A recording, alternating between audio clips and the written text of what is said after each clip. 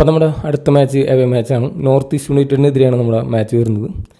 ഇത്രയും നാളും നമ്മളെ കൂടെ കട്ടക്ക് നിന്നൊരു ടീമായിരുന്നു. പക്ഷേ ഇപ്പോൾ അവർ നല്ല സെറ്റായിട്ടാണ് കളിക്കുന്നത്. ഡുരൻ്റൊപ്പൊക്കെ അടിച്ച് നല്ല മൊമെൻറ്റത്തിലാണ് അവർ വരുന്നത്. ലാസ്റ്റ് മാച്ച് മോഹൻ ബഗാനായിട്ടായിരുന്നു, പക്ഷെ അത് തോറ്റു.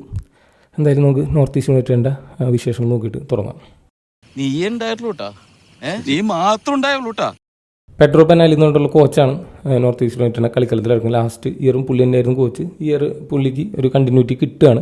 അതുകൊണ്ട് തന്നെ പുള്ളി ആ സ്ക്വാഡിനെ നല്ല രീതിയിൽ അപ്ഗ്രേഡ് ചെയ്തിട്ടുണ്ടെന്ന് വേണമെങ്കിൽ പറയാം. പുള്ളി സ്പാനിഷ് കോച്ചാണെന്നുണ്ടെങ്കിലും ലാസ്റ്റ് കുറച്ച് ഇയേഴ്സായിട്ട് മൊറോക്കോയിലായിരുന്നു പുള്ളി പ്രവർത്തിച്ചുകൊണ്ടിരുന്നത്. അതുകൊണ്ട് ഒരു മൊറോക്കൻ ഇൻഫ്ലുവൻസ് നമുക്ക് അവിടെ കാണാനായിട്ട് പറ്റും. ബെമ്മമാർ നമുക്ക് ഓൾറെഡി അറിയാം, DM പ്ലെയറായിട്ട് കളിക്കുന്നു. One of the top DM player എന്ന് വേണമെങ്കിൽ പറയാം. നല്ല രീതിയിൽ പുള്ളി നോർത്ത് ഈസ്റ്റ് യുണൈറ്റഡിന് കോൺട്രിബ്യൂട്ട് ചെയ്യുന്നുണ്ട് ISL. അതേപോലെ തന്നെ ഇപ്പോൾ പുതിയ എഡീഷൻ വന്ന ഒരു പ്ലെയറും മൊറോക്കോ തന്നെയാണ്. അലാദിൻ എന്നുള്ള പ്ലെയറും നല്ല നോട്ട് ചെയ്യേണ്ട ഒരു പ്ലെയറാണ്. വിങ്ങർ കം സെൻറ്റർ ഫോർവേഡ് പൊസിഷനിലാണ് പുള്ളി കളിക്കുന്നത്. ആ പ്ലെയർ മൊറോക്കോ എന്നാണ്. ബെനാലിൻ്റെ അടിയിൽ പണ്ട് കളിച്ചിട്ടുള്ള ഒരു പ്ലെയറാണ്. പിന്നെ ഹംസ എന്നുള്ള പ്ലെയറും മൊറോക്കോ സൈൻ ചെയ്ത് കൊണ്ടിട്ടുണ്ട്. സെൻറ്റർ ബാക്ക് പ്ലെയർ ഞാൻ കളിച്ച് കണ്ടിട്ടില്ല. സബാക്കോ എന്നുള്ള പ്ലെയറാണ് ഇപ്പോൾ കളിക്കുന്നത്. പിന്നെ ലാസ്റ്റ് ഇയർ നമുക്കറിയാം നെസ്റ്ററാണ് അവരൊരു മെയിൻ പ്ലെയർ ആയിട്ടുണ്ടായിരുന്നത്. പക്ഷേ ഇപ്രാവശ്യം നെസ്റ്റർ ബെഞ്ചിലാണ്. വേറൊരു സ്പാനിഷ് പ്ലെയർ ആയിട്ടുള്ള ഒരു സെൻറ്റർ ഫോർവേഡ് നമ്പർ 9 അവർ ഇപ്രാവശ്യം കൊണ്ടുവന്നിട്ടുള്ളത്. ഞാനിത് പറഞ്ഞു വരുന്നൊരു പോയിന്റ് എന്ന് പറഞ്ഞു കഴിഞ്ഞാൽ, ഈ ബെനാലി മൊറോക്കോയിലായിരുന്നു കുറച്ച് നാൾ മാനേജ് ചെയ്തിരുന്ന ടീംസിനെ. അപ്പോൾ അതുകൊണ്ട് ആ ഒരു എക്സ്പീരിയൻസ് അവിടുത്തെ പ്ലേയേഴ്സിന് എന്തോ കിട്ടും എന്നുള്ള എക്സ്പീരിയൻസ് പുള്ളിക്കുണ്ട്. അപ്പോൾ ISLക്ക് വരുമ്പോൾ അവിടെ നിന്ന് ഇപ്പോൾ 3 പ്ലേയേഴ്സിനാണ് പുള്ളി കൂടെ കൊണ്ടുവന്നിട്ടുള്ളത്. അപ്പോൾ പുള്ളിക്ക് അറിയാം എന്തൊക്കെ ഔട്ട്പുട്ട് ഇവരിൽ നിന്ന് കിട്ടും. ഒരു ഡിലേ ആവശ്യമില്ല സ്റ്റാർട്ടിങ്ങിന്. ഇപ്പോൾ നമ്മൾ കേസിക്കാണ് മിക്കൽ സ്റ്റാറെ സ്വീഡൻ എന്ന് പറഞ്ഞൊരു കോച്ചാണ്. പുള്ളിയുടെ ഏത് ടീം എടുത്ത് നോക്കിയാൽ നമുക്ക് 1-2 സ്വീഡിഷ് പ്ലേയേഴ്സ് അല്ലെങ്കിൽ സ്വീഡിഷ് ബാക്ക്ഗ്രൗണ്ടുള്ള പ്ലേയേഴ്സിനെ കാണാനായിട്ട് പറ്റും. ഈവൻ തായ്ലൻഡ് ടീമിലാണെങ്കിലും അത് ഉണ്ടായിരുന്നു. അപ്പോൾ പുള്ളിക്ക് ഒരു അണ്ടർസ്റ്റാൻഡിങ് ഉണ്ട്. ഓക്കെ, ഈ പ്ലേയേഴ്സ് എന്ത് രീതിയിൽ ഔട്ട്പുട്ട് കിട്ടും എന്നുള്ള ഒരു കേസ്. പക്ഷേ നമ്മളുടെ ടീമിലേക്ക് വന്നപ്പോൾ മികൽ സ്റ്റാറുടെ അടിയിലുള്ളൊരു പ്ലേയേഴ്സും ഇതുവരെ വന്നിട്ടില്ല. അപ്പോൾ പുള്ളിക്ക് ഇങ്ങനെ പ്രീ സീസണിലൊക്കെ കളി കണ്ടിട്ട് വേണം മനസ്സിലാവാൻ, ഓക്കെ ഈ പ്ലേയേഴ്സിന് ഇന്നൊക്കെ ഔട്ട്പുട്ട് കിട്ടും എന്നുള്ളൊരു അണ്ടർസ്റ്റാൻഡിങ് ഉണ്ടാക്കിയെടുക്കാനുണ്ടാവും. നമ്മൾ പ്രീ സീസണിൽ പല മെയിൻ പ്ലേയേഴ്സും ഡിലേ ആയി വന്നുകൊണ്ട് അപ്പോൾ കോച്ചിന് കുറച്ച് ടൈം വേണ്ടി വരും. പക്ഷേ പെനാൽറ്റി കേസിൽ അതില്ല. ഒരു നല്ല സിംഗിൾ അല്ലെങ്കിൽ നല്ല അറ്റാക്കിംഗ് ത്രെറ്റ് ഉണ്ടാക്കാനായിട്ട് ഈ ടീം വെച്ചിട്ട് ബെനാലിക്ക് സാധിക്കുന്നുണ്ട്. ഇനി ഫോർമേഷൻ്റെ കേസിലേക്ക് വരികയാണെന്നുണ്ടെങ്കിൽ ഒരു 4-2-3-1 ഫോർമേഷനിലാണ് കളിക്കുന്നതെന്ന് വേണമെങ്കിൽ പറയാം. നമ്പർ 9 സെൻറ്റർ ഫോർവേഡ് ഉണ്ട്. പിന്നെ 2 വിങ്ങേഴ്സാണ് ഒരു കേസിൽ ഇമ്പോർട്ടൻ്റ് ആയിട്ടുള്ളത്. നേരത്തെ പറഞ്ഞാൽ അലാദിൻ എന്നുള്ള പ്ലെയർ ലെഫ്റ്റ് വിങ്ങിലും നമ്മുടെ ജിതിൻ MS റൈറ്റ് വിങ്ങിലാണ് ലാസ്റ്റ് കളി കളിച്ചത്. പിന്നെ ഒരു നമ്പർ 13 പ്ലെയർ ഒരു അറ്റാക്കിംഗ് മിഡ്ഫീൽഡർ റോൾ എന്ന് വേണമെങ്കിൽ പറയാം, ആ രീതിയിൽ കളിക്കുന്നുണ്ട്. പിന്നെ ബെമ്മമാറും മായക്കാൻ എന്നുള്ള പ്ലെയറാണ് ഒരു ഡബിൾ പീരിയഡിൽ കളിക്കുന്നത്. പിന്നെ 4 ബാക്ക് ലൈൻ പ്ലെയേഴ്സും ഉണ്ട്.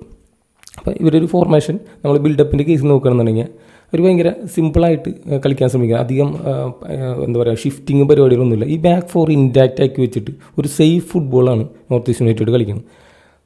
അത് മനസ്സിലാക്കണമെങ്കിൽ നമ്മുടെ കളിയും കൂടി കമ്പയർ ചെയ്ത് നമുക്ക് പെട്ടെന്ന് മനസ്സിലാവും. അത് ഈ ബാക്ക് 4 അധികം അറ്റാക്കിനൊന്നും പോവില്ല. നമുക്ക് കാണാൻ പറ്റും സന്ദീപ് സിംഗ് അല്ലെങ്കിൽ നവോച്ച അല്ലെങ്കിൽ നമ്മുടെ ഷഹീഫൊക്കെ കുറേ ഓവർലാപ്പിംഗ് റണ്ണ് നടത്തുക, എന്നിട്ട് അല്ലെങ്കിൽ മിഡ്ഫീൽഡ് പോയി നിൽക്കുക, എന്നിട്ട് അവിടെ നിന്ന് ക്രോസ് കൊടുക്കുക, അങ്ങനത്തെ കുറേ പരിപാടികളുണ്ട്. ബാക്ക് ലൈൻ്റെ ഓപ്പോസിഷൻ ബാക്ക് ലൈൻ്റെ പിറകിൽ നിന്നൊക്കെ ക്രോസ് കൊടുക്കുന്ന രീതിയിൽ നമുക്ക് കാണാൻ പറ്റും. പക്ഷേ ഇവരുടെ കളി ശ്രദ്ധിച്ചിട്ടുണ്ടെങ്കിൽ ഈ ഫുൾ ബാക്സ് അവിടെ തന്നെ നിൽക്കും. ആ ഒരു ഡിഫൻസിനൊരു സ്റ്റെബിലിറ്റി കൊണ്ടുവരും. എന്നിട്ട് ഈ 2 പിവറ്റ്സ് ഉണ്ട്, അവരാണ് കുറച്ചും കൂടി മൂവ്മെൻറ്റ് ചെയ്യുന്നത്. അല്ലെങ്കിൽ ഈ ഫ്രണ്ട് 3 അല്ലെങ്കിൽ ഫ്രണ്ട് 4 വെച്ചിട്ടാണ് അവർ പരമാവധി അറ്റാക്സുകൾ ജനറേറ്റ് ചെയ്യുന്നത്. അത് അവർക്ക് വളരെ ത്രെറ്റ്ഫുള്ളായിട്ടുള്ള അറ്റാക്കുകൾ ഉണ്ടാക്കാനായിട്ട് പറ്റുന്നുണ്ട്. അതാണ് നോർത്ത് ഈസ്റ്റ് യൂണിറ്റിൻ്റെ ഒരു ട്രംപ് കാർഡ് എന്ന് പറഞ്ഞാൽ. അവർക്ക് ഒരു അറ്റാക്കിംഗ് ത്രെറ്റ് ഉണ്ടാക്കാൻ പറ്റുന്നുണ്ട്. പക്ഷേ അധികം പ്ലേയേഴ്സിനെ അവർ കമ്മിറ്റ് ചെയ്യുന്നില്ല. അതുകൊണ്ട് തന്നെ അവർ ഡിഫെൻസീവിൽ എന്തെങ്കിലും കുറച്ച് ബാലൻസ് ആയിരിക്കും. നമ്മൾ സിമിലർ ഒരു കളിയാണ് പഞ്ചാബിൻ്റെ കളി എന്ന് വേണമെങ്കിൽ പറയാം. പക്ഷേ പഞ്ചാബ് ഇതിനേക്കാളും ഇത്രയും ലെവലിൽ കളിക്കുന്നില്ല. പഞ്ചാബ് ഇതേപോലെ തന്നെ സേഫായിട്ട് ഡിഫൻസ് വെച്ചിട്ട് അവരുടെ DM പ്ലേയേഴ്സൊക്കെ ഇൻഡാക്റ്റാക്കി വെച്ചിട്ട് അവർ കൗണ്ടർ കളിക്കുക, അല്ലെങ്കിൽ പെട്ടെന്ന് ബോൾ കിട്ടുമ്പോൾ ലോങ് ബോളൊക്കെ കളിച്ചിട്ട് അറ്റാക്കിംഗ് ത്രെറ്റ് ഉണ്ടാക്കുക വിങ്ങേഴ്സ് കൂടെ. അതുപോലെ തന്നെയാണ് നോർത്ത് ഈസ്റ്റ് യുണൈറ്റഡും കളിക്കുന്നത്. അവർ വിങ്ങേഴ്സിൽ കൂടിയാണ് അവരുടെ കളി വരുന്നത്. ഇതിന് നേരെ ഓപ്പോസിറ്റാണ് നമ്മുടെ കേസ്. നമ്മുടെ കേസിൽ എന്ന് പറഞ്ഞാൽ നമ്മളിപ്പോൾ ലാസ്റ്റ് കളി കളിച്ചത് കോയഫ് ബാക്ക് ലൈനിലേക്ക് ഇറങ്ങി വരുന്നു. അപ്പോൾ തന്നെ ഒരു ഷിഫ്റ്റിംഗ് വന്നു. എന്നിട്ട് സന്ദീപ് സിംഗിനെ നമ്മൾ മുന്നിലേക്ക് പറഞ്ഞു വിടുന്നു. എന്നിട്ട് സന്ദീപ് സിംഗും രാഹുലും അവിടെ ഉണ്ട്. പക്ഷേ നമ്മുടെ വിങ്ങർ ഫുൾ ബാക്ക് കോമ്പിനേഷൻ കളിക്കുന്നതൊക്കെ ഭയങ്കര ശോകമാണ്. നമ്മളുടെ 2 പ്ലെയറും അവരൊരു പ്ലെയറുണ്ട്. എന്നിട്ട് പോലും നമുക്കവിടെ പ്ലെയേഴ്സിനെ ബീറ്റ് ചെയ്യാനോ ബോക്സിൻ്റെ ഉള്ളിലേക്ക് ഡെലിവറീസ് കൊണ്ടുവരാനോ അല്ലെങ്കിൽ ഒരു അറ്റാക്കിംഗ് ത്രെറ്റ് ഉണ്ടാക്കാനായിട്ട് പറ്റുന്നില്ല. പക്ഷേ നോർത്ത് ഈസ്റ്റ് യൂണിറ്റിൻ്റെ കേസിൽ ലെഫ്റ്റ് വിങ് അവിടെ ഒരു ഫോറിൻ പ്ലെയറാണ്. പുള്ളി എന്തെങ്കിലും കാണിക്കട്ടെ, പുള്ളി അടിപൊളിയായിട്ട് അവിടെ കളിക്കുന്നുണ്ട്. പുള്ളി അറ്റാക്കിംഗ് ത്രെറ്റും കാര്യങ്ങളുണ്ട്. പക്ഷേ ഇവിടെ റൈറ്റ് വിങ്ങിൽ അവർ കളിക്കുന്നത് ജിതിൻ MS നമ്മുടെ ഒരു ഫോർമർ പ്ലെയറാണ്. പുള്ളി എത്ര കമ്പോസ്ഡ് ആയിട്ടാണ് ബോൾ ഹാൻഡിൽ ചെയ്യുന്നത്. പുള്ളിക്ക് ബോൾ കിട്ടുന്ന പുള്ളിക്കൊരു കുറച്ച് ചെറിയ സ്പേസ് ആണെങ്കിൽ അവിടെ നിന്ന് പുറത്തേക്ക് വരാൻ പറ്റുന്നുണ്ട്, ക്രോസ് കൊടുക്കാൻ പറ്റും. ക്രോസിൻ്റെ ക്വാളിറ്റിയൊക്കെ നമ്മൾ എടുത്ത് പറയേണ്ടതാണ്. അതൊരു നമ്പർ 9 ക്രോസ് കൊടുക്കുന്നു, ആ നമ്പർ 9 ബോൾ മിസ് ആയി കഴിഞ്ഞാലും അടുത്ത വിങ്ങറിലേക്ക് ബോൾ എത്തുന്ന രീതിയിൽ നല്ല ക്രോസുകൾ ആണ് കൊടുക്കുന്നത്. പക്ഷേ നമ്മളെ ഒരു കോച്ചിൻ്റെ ഒരു സിസ്റ്റം നോക്കുക, സിസ്റ്റത്തിൽ വിങ്ങറിന് അല്ലെങ്കിൽ ഫുൾ ബാക്കിനൊക്കെ ഇഷ്ടം പോലെ ക്രോസ് കൊടുക്കാൻ ഇഷ്ടം പോലെ പ്ലേയേഴ്സ് ബോക്സിനകത്തുണ്ട്. എന്നിട്ട് പോലും നമുക്ക് പ്ലേയേഴ്സിനെ പ്രോപ്പർലി ഫൈൻഡ് ചെയ്യാനോ ക്രോസ് കൊടുക്കാൻ പറ്റില്ല. അപ്പോൾ അത്ര ഒരു പ്ലേയിങ് ലെവലിൽ നമ്മൾ തമ്മിൽ ഒരു ക്വാളിറ്റി വൈസിൽ ഇംപ്ലിമെൻറ്റേഷനിൽ ഭയങ്കര ഇതാണ്. ഞാൻ കോച്ചിനെ കുറ്റം പറയില്ല, നമുക്ക് അത്രയും സിസ്റ്റം അനുവദിക്കുന്നുണ്ട്. ഓക്കെ, ഒപ്പോസിഷൻ പ്ലെയർ ഒരാളുള്ളൂ, നമ്മൾ 2 പ്ലെയർ ഉണ്ട്, ഈസി ആയിട്ട് പാസ് ആൻഡ് മൂവ് ചെയ്തിട്ട് നമുക്ക് ബ്രേക്ക് ചെയ്തിട്ട് ക്രോസ് കൊടുക്കാം, ഗോൾ അടിക്കാനൊക്കെ ശ്രമിക്കാം. പക്ഷേ നമുക്കുള്ള കൊണ്ട് സാധിക്കുന്നില്ല.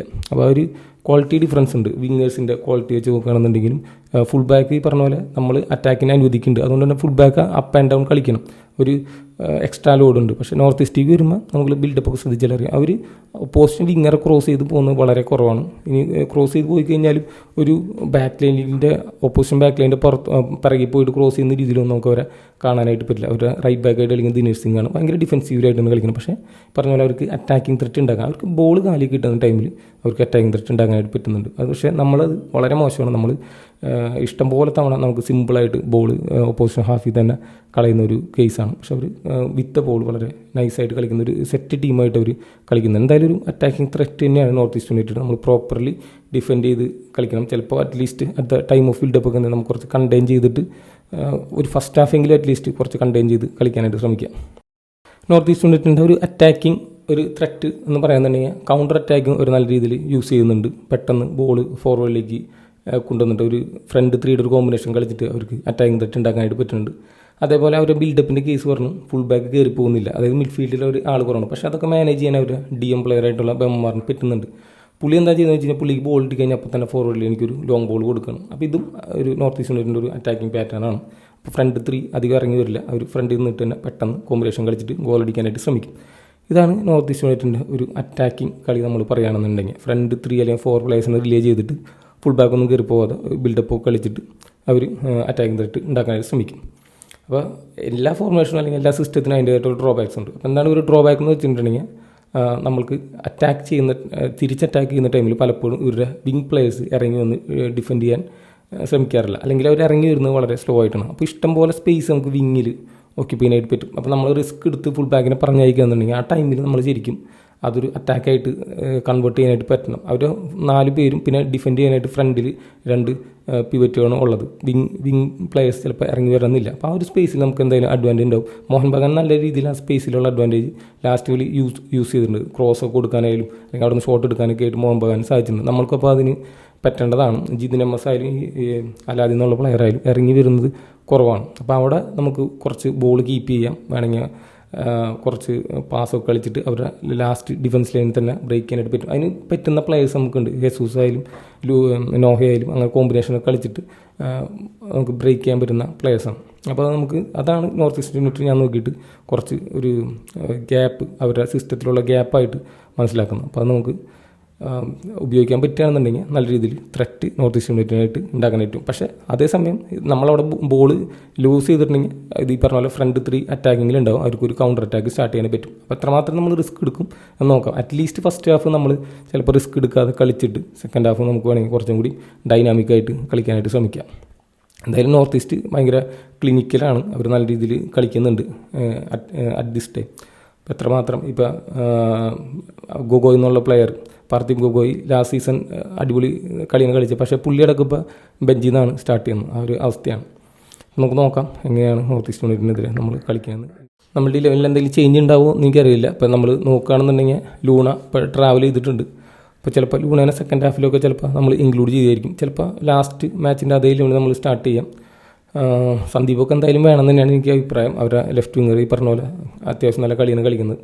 അപ്പ് ആൻഡ് ഡൗൺ എത്രത്തോളം മാനേജ് ചെയ്യാൻ പറ്റുന്നറിയില്ല. അറ്റ്ലീസ്റ്റ് ഫസ്റ്റ് ഹാഫ് നമ്മൾ നമ്മുടെ സ്ഥലത്ത് തന്നെ നിന്ന് കളിക്കുകയാണെന്നുണ്ടെങ്കിൽ ഡിഫെൻസീവായിട്ട് കളിച്ചാലും കുഴപ്പമില്ല. സെക്കൻഡ് ഹാഫ് നമുക്ക് കുറച്ചും കൂടി നോർത്ത് ഈസ്റ്റിനെ എക്സ്പ്ലോർ ചെയ്യാനായിട്ട് പറ്റും എന്ന് പ്രതീക്ഷിക്കുന്നു. അപ്പോൾ എന്തായാലും നമുക്ക് മാച്ച് കണ്ട് കാണാം. ബൈ.